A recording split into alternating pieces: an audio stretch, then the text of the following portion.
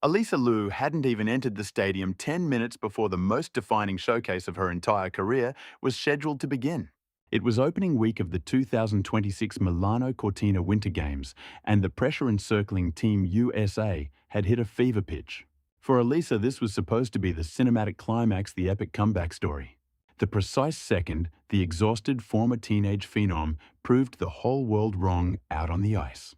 But instead of zoning in, visualizing her program, or running drills in a quiet warm-up area, she was trapped in the back of a van. A high-profile political convoy had completely choked the historic streets of Milan, leaving the United States national champion stuck in a motionless security gridlock, while her fiercest global rivals were already inside the venue, lacing up and performing their final blade checks. In the high-stress pressure cooker of elite Olympic skating, a sport where a millimeter on a blade edge can be the gap between worldwide glory and crushing heartbreak routine, is everything. Most skaters would have arrived in tears. Most would have suffered a full-blown panic attack, feeling their lifelong Olympic hopes dissolving into the Italian traffic.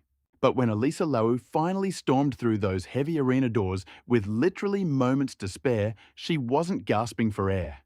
She wasn't freaking out. She was chuckling. She laced her boots in a total blur, entirely skipped the televised 6-minute warm-up that skaters need to test the ice, and stepped straight into the blinding Olympic glare. And what she did next shattered every old idea of what an Olympic athlete is supposed to look like. She performed a short program so fiercely happy, so radiantly boldly brilliant, that it silenced every skeptic in the house. When she launched her signature double axel and landed with a slight wobble, she didn't wince. She didn't shoot a frightened, apologetic glance at the judges like a disciplined child. Instead, she flashed this amused, funky, totally unbothered expression. Later on, when the press frantically asked her about the error, she just shrugged her shoulders, grinned her trademark grin and said, "Oopsie." That oopsie wasn't just a quirky response to a messy landing. It was a manifesto. It was a revolution beamed to millions. It signaled to the whole globe that the Alysa Liu standing on the ice in Milan is a radically different person than the broken teen who faded into the shadows 4 years ago. She isn't just back to chase medals. She is back to reclaim her life. And as it turns out, when you finally stop worrying about the cold math of the scoreboard and start genuinely loving the art of the sport, you become utterly unbeatable. To truly grasp the sheer earth-shaking scale of Alysa's gold medal return, you have to rewind the tape. You have to stare into the vacant, tired eyes of the girl who cast a massive shadow over the sport as a kid. Before she was the unapologetic rebel queen of Milan, Alysa Liu was the ultimate manufactured product of the American skating machine. Born in Clovis, California, and raised in the high-stakes, hyper-competitive realm of Bay Area skating, Alysa was constructed to be a weapon. Her father, Arthur Liu, famously poured over $1 million into her career before she even walked the halls of a high school. Her entire life was engineered for the podium. By the age of 12, she was the youngest skater in the sport's history to land a triple axel in global competition. By age 13, she did the unthinkable, becoming the youngest United States national champion, ever breaking a long-standing record held by the legendary Tara Lipinski for 22 years. She was the chosen one, the golden child, with the perfect braids and the permanent smile, tasked with single-handedly saving American ladies skating from the dominant quadruple jumping Russian titans. But behind the velvet drapes and the glittering sequin gowns, the prodigy was suffocating. Her youth was a rigid, unyielding grid of 5 a.m. Alarms, bone-chilling morning ice slots, and homeschooling in the back of a car while stuck in California traffic. She was a natural, bright extrovert, trapped in a world of profound, echoing loneliness. She was guarded by a strictly managed bubble that kept her from normal peers, yet completely exposed her to the 24/7 judgment of internet forums and hypercritical fans who dissected her every leap, her every meal, and her every growth spurt. By the time she reached the 2022 Beijing Winter Games at just 16 years old, she was a shell of a person. The Ice Princess facade was violently collapsing. She was landing incredibly risky, joint-wrecking quadruple jumps for a sport she had grown to loathe. While the world watched her finish in a highly respectable 6th place on the biggest Stage and sports surviving a scandal-filled Olympic Games, Alysa was internally counting down the seconds until she could take her skates off forever. She wasn't fighting for a spot on the podium in China. She was fighting for the exit. Just weeks later, after grabbing a bronze medal at the World Championships, she shocked the planet by officially announcing her retirement. The 16-year-old phenom didn't just walk away from the sport that defined her whole existence. She bolted for 2 full years. Her expensive custom-built skates collected dust in the dark corner of a closet. In fact, Alysa later admitted in devastatingly raw interviews that for a long time she literally didn't even know where they were. This was the missing era of Alysa Liu. But for her, it wasn't a loss at all. It was the first time in her 20 years on Earth that she actually found herself. She did every single thing the strict pearl-clutching skating world said she shouldn't do.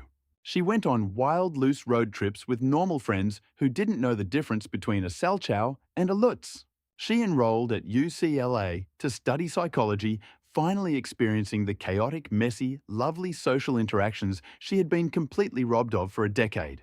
She traveled across the globe to Nepal, trekking all the way up to the base camp of Mount Everest, swapping the hyper-refrigerated sterile air of the rinks for the dangerously thin biting oxygen of the Himalayas.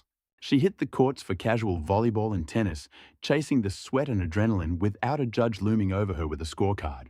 During that hiatus, she went to war for her identity, tearing down the conservative cookie-cutter aesthetic the sport worships. Alysa torched the rulebook, dyeing her hair with defiant platinum raccoon stripes. She pierced the smiley frenulum behind her upper lip, a hidden act of rebellion. She curated a Gen Z alt-rock vibe that would have sent an old-school Soviet trainer into immediate cardiac arrest. She was living her absolute best life, stone-cold certain she would never carve a competitive edge into the ice again. Later, she would confess to the press that low-key she actually despised skating. She wanted zero contact with the corporate machine that hijacked her youth, but early 2024 shifted the axis of her soul. It wasn't a desperate plea from the Federation or a blank check that pulled her back. No coach made an offer. It was just a trip to the slopes with her crew with no cameras in sight. Tearing down the mountain, feeling the winter bite and the raw speed, something clicked in her brain. The realization hit hard. She didn't hate the ice. She was just starving for the dopamine hit. She missed the flight. She missed the glide. It was the toxic, suffocating politics she loathed. Quietly, she slipped into a public rink, dodging wobbly toddlers just to see if the muscle memory survived. She strapped on battered boots, stroked into the open, launched a double axel, and stuck the landing cold. That single jump was the gasoline on the fire, but this time, the playbook was being rewritten from scratch. If Alysa Liu was returning to the world stage, her father's timeline was out. The medal count was irrelevant. This was 100% her game now, her playlists, her radical wardrobe, her rules. She adopted a fiercely flexible mindset, prioritizing her own sanity and joy over any Olympic podium. The 2025 season was supposed to be a soft launch, a test to see if she could hang with the elite after years of college life and pizza. Instead, she unleashed a scorched earth campaign defined by technical mastery and raw, unfiltered honesty. By the time she hit the 2025 World Championships in Boston, the narrative was entirely fixated on the impenetrable Japanese dynasty. No one had Alysa Liu back in training for under a year on their bingo card for gold. Then she stepped onto the ice and dropped a personal best short program that silenced the arena. She moved with a depth and maturity her younger, drilled-to-perfection self never possessed. She wasn't begging for scores. She was forcing the crowd to witness her art, and the free skate was a revelation. She snapped a 19-year curse, becoming the first American woman since Kimi Meisner in 2006 to claim the world crown. But the hardware hanging heavily around her neck wasn't the defining image of the night. It was the breakdown in the kiss and cry, sobbing not for the win, but out of fierce pride for the masterpiece she'd just painted. She had exorcised the demons of her past, telling Boston reporters straight up that gold doesn't define her worth. "I validate myself when I create," she stated, marking the genesis of Alysa 2.0. This was a skater viewing the Olympics as a theatre stage and the scoreboard as background noise, which leads straight to the heart of the Milano Cortina 2026 Games and the rise of the Blade Angels. The moniker sparked organically in a group chat between Alysa Amber Glenn and Isabeau Levito. It solidified a brotherhood in a sport designed to isolate competitors and breed bitter locker room tension. They evolved into the most culturally significant trinity in the history of American skating. Three unapologetic rebels smashing the archaic ice princess stereotype. During the high-voltage Olympic team event, Alysa served as the electric pulse of the squad. Despite the logistical nightmare of a vice presidential motorcade and zero warm-up time, she snagged second in the short and 9 crucial momentum points. She skated with a wild, infectious liberty that captivated the building. When Team USA mounted the podium to accept their repeat, gold in the team event, Alysa was the one catching the most air, screaming her lungs out, living entirely in the now. And then came the medal scandal that instantly became legend. In her frenzy, she jumped so hard, the heavy gold medal snapped right off its ribbon and slammed violently onto the concrete. Got a little scratched, pretty dented. She laughed in the viral clip, owning the moment completely. When the Olympic suits panicked and offered to swap the mangled hardware for a shiny replacement from the vault, they got a surprise.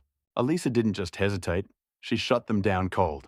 She informed the confused brass that she preferred the metal detached and damaged. She had a bond with the imperfections.